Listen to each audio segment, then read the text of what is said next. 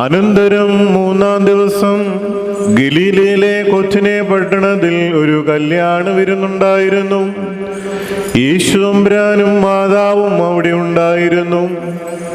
യേശുവും അവന്റെ ശിഷ്യന്മാരും ആ കല്യാണത്തിന് ക്ഷണിക്കപ്പെട്ടിരുന്നു.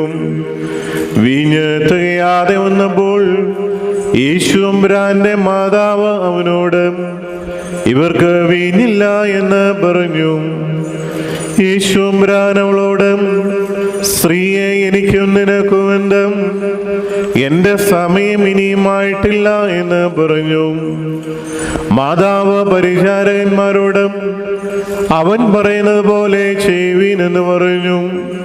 അവിടെ യഹൂദന്മാരുടെ ശുദ്ധീകരണത്തിനായി വെച്ചിരുന്ന 6 കൽഭരണികൾ ഉണ്ടായിരുന്നു.